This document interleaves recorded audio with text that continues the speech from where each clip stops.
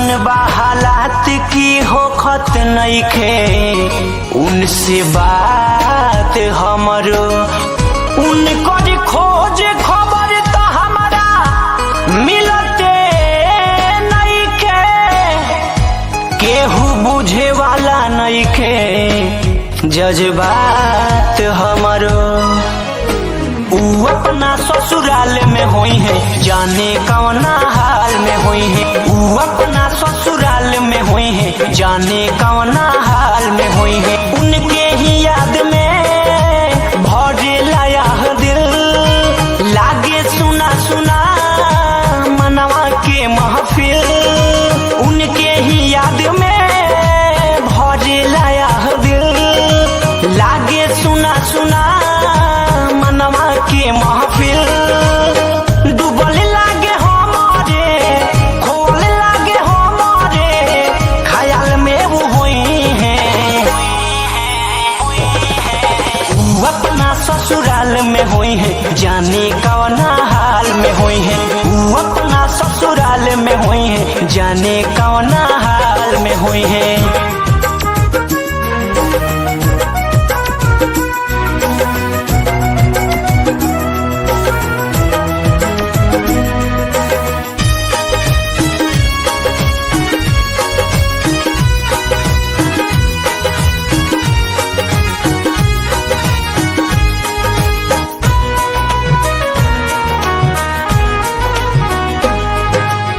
लागता बदल गईल उनकर मोबाइल, नहीं तो मैसेज फोन जरूर रहिताइल। उनसे बात हो जाई, एक बार मुलाकात हो जाई, यहे हमरा दिल के चाह बा। अब इतना बड़ शहर में उनका के अंजादिए कहाँ कहाँ खोजी, एह पागल दीवाना के न लौकत कौनो राह बा।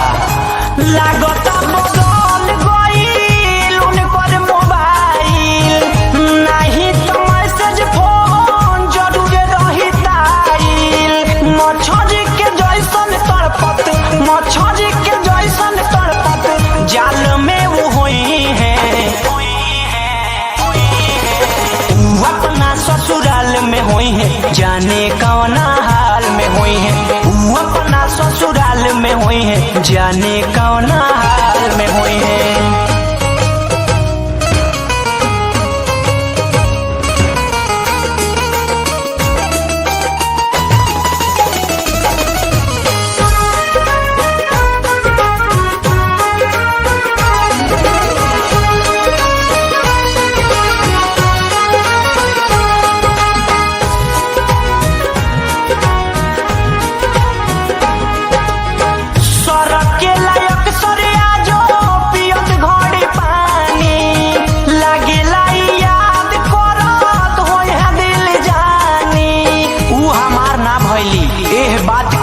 मन में मलाल बा हमरा, बाकी साथे साथे उनका इज्जत के भी ख्याल बा हमरा।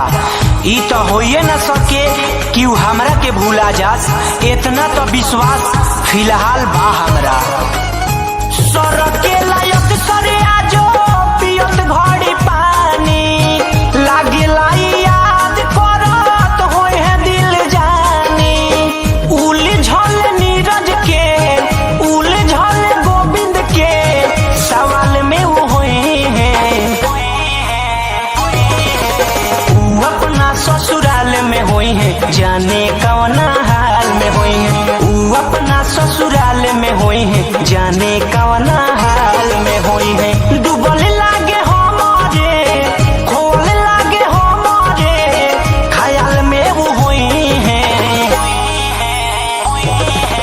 वो अपना ससुराल में हुई है जाने कौना हाल में हुई है। वो अपना ससुराल में हुई है जाने कौना हाल में हुई है। उनके ही याद में भरेला यह दिल, लागे सुना सुना मनवा के महफिल।